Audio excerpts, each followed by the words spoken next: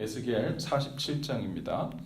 에스겔서 47장 1절에서 8절까지 말씀 조금 긴데요. 오늘 말씀을 내용을 자세히 잘 읽으시면서 오늘 그 말씀 본문이 길면 설교는 짧습니다. 기대하시면서 저와 여러분이 한 목소리로 함께 읽죠. 47장 1절에서 8절까지 시작.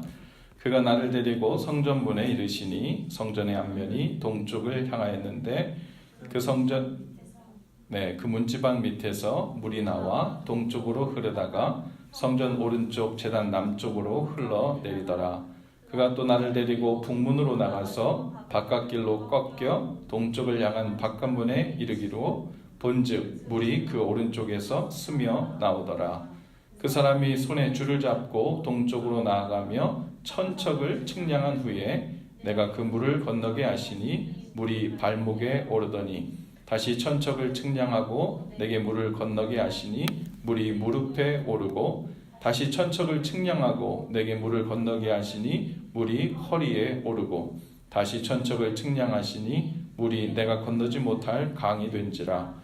그 물이 가득하여 헤엄칠 만한 물이요 사람이 능히 건너지 못할 강이더라. 그가 내게 이르시되 인자야 내가 이것을 보았느냐 하시고 나를 인도하여 강가로 돌아가게 하시기로 내가 돌아가니 강 좌우편에 나무가 심이 많더라. 그가 내게 이르시되 이 물이 동쪽으로 향하여 흘러 아라바로 내려가서 바다에 이르리니 이 흘러내리는 물로 그 바다의 물이 되살아나리라. 아멘. 에스겔에 물에 대한 얘기가 많이 나옵니다. 특별히 오늘 47장에 나오는 물도 성경 다른 부분에서 많이 이야기하고 있는 생수, 즉 생명의 물에 관한 이야기와 연결되는데요. 특별히 스가랴 14장 8절에 보면 이런 말씀이 있어요. 생수에 관한 예언의 말씀인데요. 생수가 예루살렘에서 솟아나서 절반은 동해로 절반은 서해로 흐를 것이다. 이 말씀하시는 생수가 나오고요. 요한계시록 22장 1절에 보면 수정 같은 맑은 생명수가 흐를 것이라는 표현이 또 나옵니다. 오늘 우리 에스겔서 47장에 나오는 이 생수에 관한 이 물에 관한 것은 실제로 성전에서 나오는 이 물이 이렇게 될 것이라는 역사적으로 이루어질 것에 대한 것을 이야기한 것이 아니라 신약 성경에 이제 예수 그리스도를 이야기하면서 예수 그리스도를 통해서 시작될 복음, 그 생명의 복음이 예루살렘부터 시작해서 유대와 사마리와 땅끝까지 이르러서 그 생명의 복음의 말씀이 온 땅을 다 덮게 될 거라는 상징에 비유된 말씀입니다. 특별히 오늘 47장 1절에 보면 성전문에 하나님의 사자가 오늘 비유적으로 보면요. 그가 나를 데리고 성전문에 이르시니 그랬는데 여기서 그가라고 얘기할 때 그는 우리가 여호와의 사자라고도 볼 수 있고 천사라고도 표현되는데 어떤 이는 장차 오실 예수님으로 비유하기도 합니다. 그가 나를 데리고 성전문에 이르렀는데 성전 어디에서 물이 솟아났대요? 성전 문지방 밑에서 물이 동쪽으로 흘렀다 이렇게 나옵니다. 우리가 성경에서 보면요, 성전은 예수님을 가리킵니다. 신약 성경에 이런 이야기를 기억할 거예요. 예수님께서 사람들에게 이렇게 얘기해요. 이 성전을 헐라 내가 3일 만에 다시 지으리라. 그랬더니 아니 이 오래도록 지은 성전을 다 헐면 사흘 만에 혼자서 짓겠다고 이게 무슨 말이냐 그랬더니 성경이 뭐라고 얘기해요? 이는 성전된 자기 육체를 가리킴이라 그래요. 그래서 예수님이 죽으시면 3일 만에 다시 짓겠다는 것은 3일 만에 다시 부활하신다는 말이에요. 그러니까 예수님을 성전이라고 예수님께서 직접 말씀하시죠. 또 성경에서 예수님은 문이라고 이야기합니다. 또 양의 문이라고도 표현되고요. 그래서 구원의 문이 열리고 그 문을 들락날락하면서 하나님의 은혜가 열리고 복음이 열리는 문이죠. 즉 생명으로 연결되는 문이에요. 그리고 성전입니다. 오늘 말씀에 보니까 성전 문에서 그리고 문지방 밑에서부터 물이 나오기 시작하는데 그 물이 동쪽으로 흐르기 시작했고 그리고 문지방 밑에서부터 스며나왔다 그랬어요. 그것이 실제로는 어디서부터 솟아나오는지를 잘 알 수 없는 거예요. 문지방 밑이라고만 표현되어 있죠. 구체적으로 그것이 어디서부터 오는지는 잘 몰라요. 이 생명수가. 말하자면 성경이 그렇게 얘기하잖아요. 이 복음, 이 생명에 관한 이야기는 하나님과 그리스도 안에 비밀로 감추어진 것이라 이야기합니다. 하나님께서 그 나라에서 우리에게 그 생명의 비밀을 밝히 보여주실 때까지 그 완전한 생명이 어떻게 흘러가고 있는지 우리는 알 수 없어요. 분명한 것은 예수 그리스도를 통해서 우리에게 생명을 주셨다. 그것이 하나님의 약속이다. 그것이 우리가 알고 있는 사실이죠. 오늘 이 말씀 속에서 우리는 하나님의 그 놀라운 생명의 복음이 점점 차올라서, 어디서부터 차올랐대요? 발목부터 무릎, 허리, 그리고 그 다음에는 사람을 잠기게 되어가지고 헤엄칠 정도의 커다란 풍성한 물이 강이 되었다고 이야기하고 있습니다.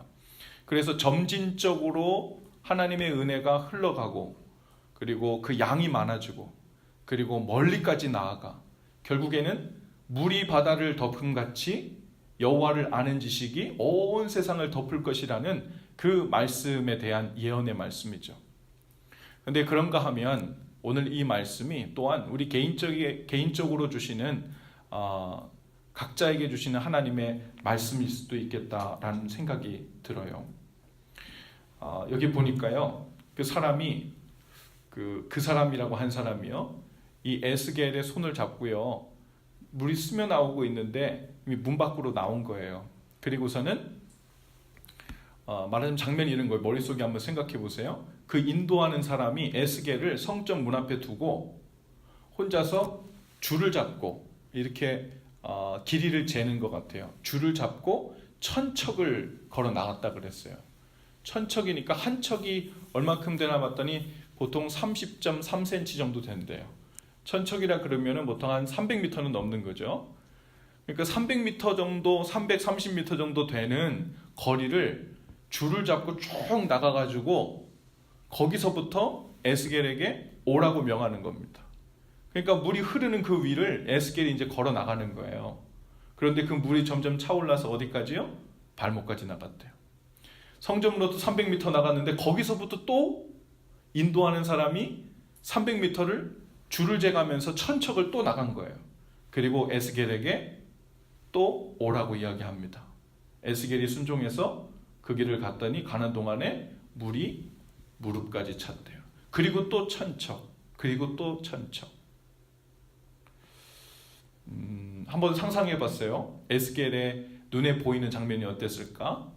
그리고 에스겔의 심정은 어떤 심정이었을까? 어쩌면 물이요 스며 나오기 시작했는데 발목까지 찼어요. 그런데 이 물이 점점 성전으로부터 멀리 가게 되니까 천척을 더 가는데 물이 점점 차오르는 거예요. 그런데 오라고 이제 명하시는 그 음성을 듣고 어쩌면 고민이 됐을지도 모르겠어요. 물이 잔잔하게 있을지는 몰랐는데 물이 점점 차오라서 무릎까지 차고 허리까지 찼을 때 성전으로부터는 점점 멀어지고 육지로부터는 점점 멀어지는데 또 천척을 가서 또 오라는 거예요. 어쩌면 이것이 하나님께서 에스겔에게 순종하라 명하시는 믿음의 발걸음일 수도 있겠다, 그런 생각이 들어요. 하나님께서 우리에게 주신 이 은혜는요, 연못의 물처럼 멈춰있지 않고 계속 흐르죠. 그리고 어딘지는 모르지만 성전 문지방 밑에서부터 흘러나온다는 거예요. 예수님이 성전이라 그랬어요. 우리가 예수님을 믿고 따르기 시작하면요, 그 성전된 예수님과 관계를 맺기 시작하면 그 은혜의 물이 구체적으로 어느 타이밍에 어디서부터 나에게 흘러 들어오는지 우리는 잘 몰라요. 비밀에 감춰져 있는 것처럼. 그런데 주님과 함께 그렇게 걷고 주님 안에서 성전된 주님 안에 거하기 시작하면 우리도 모르게 그 은혜가 발목까지 차올라. 만일 우리의 키만큼의 우리 인생의 지경이 있다고 본다면 내 삶 가운데 발목까지 하나님의 은혜가 찬 거예요. 그런데 발목까지만 은혜 차가지고 나에게 은혜가 있구나 그렇게 생각하고 살 수도 있던데 주님께서는 거기서 멈추지 않고 우리를 점점 더 깊은 은혜의 강으로 이끌어 주시는 거죠. 그리고 믿음의 발걸음을 따라오라고 하는 거예요. 또 천척을 먼저 가셔서 제시가 날 따라 300m를 또 걸어와라. 물이 점점 차오르고 있어요. 그 믿음의 발걸음으로 또 300m를 천척을 걸어 들어가요. 은혜가 점점 차올라와요.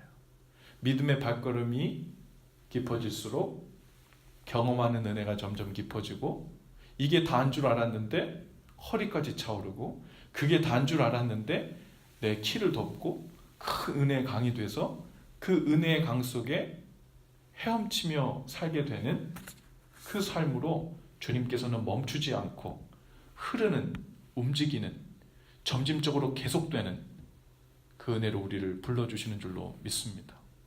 또한 우리를 훈련시키시고 믿음으로 도전하시고 그래서 하나님이 이끄시는 그 은혜의 강으로 나가는 것은 내가 이제 하나님의 은혜를 경험했다 이렇게 살면 되는구나 하는 멈춰진 데가 없어요.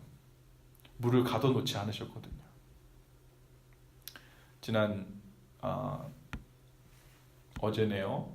우리 제자훈련 하는데 한 성도님이 그런 이야기를 해요.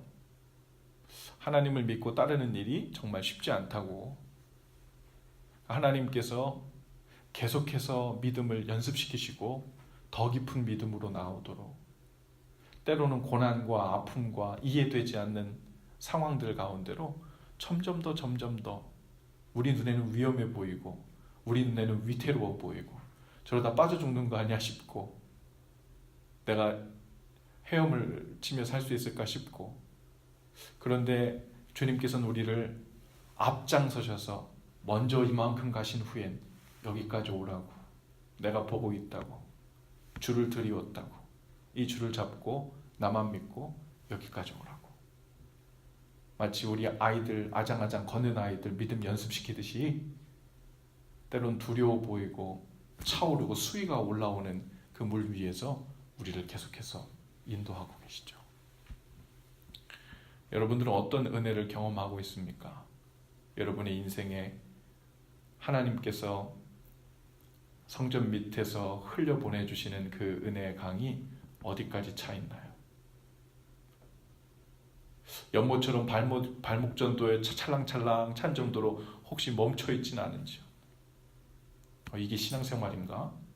이렇게 찰팍찰팍하면서 사는 게 신앙생활인가 하고 혹 생각하고 있진 않나요? 우리가 신앙생활 가운데 하나님 원하시는 신앙생활 가운데 들어가고 있는지 아닌지를 보려면 중요한 특징들 중에 하나는 무엇이냐면 우리의 신앙이 변하고 있어야 돼요. 흐르고 있어야 합니다. 멈춰 있지 않고 때로는 고난이 있고 아픔이 있고 위험이 있고 힘들어도 우리를 점점 새로운 국면으로 더 깊은 곳으로 이끌어 주시는 하나님의 손길이 보이고 도전이 보이고 또 믿음의 요구가 보이고 그것에 한 걸음 한 걸음 깊은 곳으로 나아가고 있는 우리의 모습이 있어야 한다는 거예요. 주님께서는 우리를 찰랑거리는 발목 찰랑거리는 은혜에서만 살도록 멈춰두지 않습니다. 이것도 괜찮은데요? 재밌고 이 정도면 살만한데요? 그럴지 모르겠지만 아니야. 내가 널 위해 준비된 그 생명의 일, 생명의 풍성함에 비하면 이건 이제 시작이야. 여기서 멈춰 있으면 안 돼. 그리고 주님이 우리를 앞서 행해 주셔서 이끌어 주십니다. 주님의 목표는요, 단순히 우리의 삶 가운데 메말랐던 삶에 찰랑찰랑거리는 정도의 은혜의 물을 허락해 주시는 정도가 아니라 허리 위에 오르고 우리를 다 감싸도록 헤엄칠 수 있는 큰 강을 이루어서 메말라 버렸던 우리 삶의 지표면뿐만 아니라 아주 그 속 깊은 곳까지 메말라 버렸던 그 깊은 곳까지 흠뻑 적셔서 생명으로 가득 찬 삶으로 변화시키려는 하나님의 계획이 있는 줄로 믿습니다. 오늘 말씀에 보니까요, 이 강을 이뤘는데 이 은혜의 강은 그냥 물만 많아진 게 아니에요. 나중에 보니까 이 강이 어떤 강이래요? 생명의 강이래요. 이 강이 어디로 흘렀대요? 바다에 흘렸대요. 근데 바다에 들어간 이 바다가 무슨 바다냐면 죽은 바다예요. 생명이 없는 바다예요.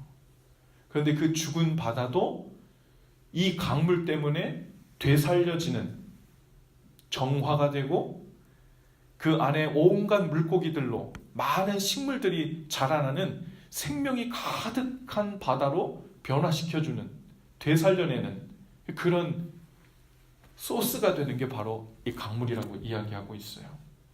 오늘 우리가 읽진 않았는데요, 10절에 보니까 이런 말이 나와요. 또 이 강가에 어부가 설 것이니 엔데기에서부터 에네글라임까지 금을 치는 곳이 될 것이라. 그 고기가 각기 종류에 따라 큰 바다의 고기같이 심이 많게 될 것이다. 그래요. 여기 엔게디 그리고 에네글라임이라고 하는 지명은 어디냐면 사해, 죽은 바다 있죠. 사해가 왜 죽은 바다입니까? 가둬져 있는 데서 배라서 그래요.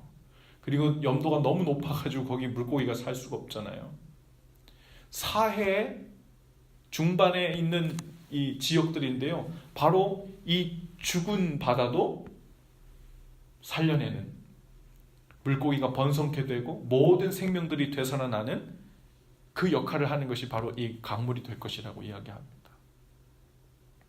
하나님의 복음이 결국은 예루살렘과 유대와 사마리아와 땅끝까지 이르러 끝까지 흘러가 온 세상에 충만하게 되어 하나님을 아는 각기 다른 종류의 물고기들이라고 하는 것은 각기 다른 민족들을, 열방들을 얘기하는 것일 거예요.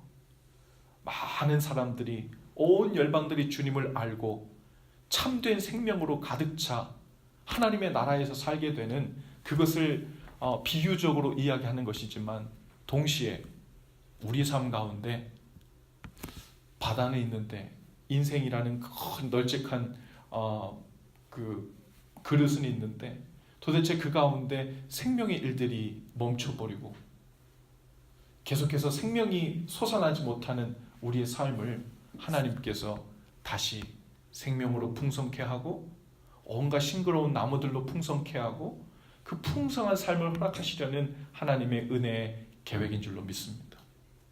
요한복음 10장 10절에 보니까 내가 온 것은 양으로 생명을 얻게 하고 더 풍성히 얻게 하려는 것이라. 우린 단순히 생명만 구원받으려고 온 것이 아니에요. 주님을 믿는 것이 아닙니다.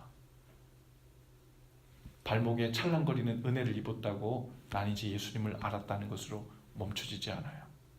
점점점 우리 삶 가운데 믿음의 발걸음을 통해 하나님의 은혜가 차오르고 그 생명의 일들이 우리 삶을 더욱 풍성하게 메워지는 그런 은혜가 있게 되기를 바라요. 그것을 위해서 여러분 성전 되신 주님 앞에 머물러 더욱 가까이 들어가 온전히 붙들려 사는 삶이 될 수 있기를 바랍니다. 내가 성전에 가긴 가는데 교회에도 자주 가는데 말씀도 자주 읽는데 성전이신 주님께 여러 모양으로 붙어 있으려고 애쓰는데 어떻게 생명의 은혜가 나에게 흘러오는지 잘 모르겠네. 그럴 수 있어요. 그런데 여기도 어떻게 되는지는 설명하지 않아요. 문지방 밑에서부터 하나님의 은혜가 흘러나와 결국 우리 삶을 다 채울 것이라는 약속의 말씀 믿고 주님 앞에 더욱 가까이 나아가 붙어 계시는 저와 여러분들 다 되실 수 있기를 주님의 이름으로 축복합니다. 기도합시다. 주님, 성전 되신 주님께 온전히 붙어 우리의 삶을 회복시키고 생명으로 가득하게 하실 주님을 신뢰합니다. 오늘 주님 앞에 담대함으로 믿음으로 걸음마 하듯 나아가는 저희들을 사용하여 주셔서 우리의 삶을 새롭게 하여 주옵소서. 예수님 이름으로 기도합니다. 아멘. 우리 찬양을 다 같이 함께 하십시다.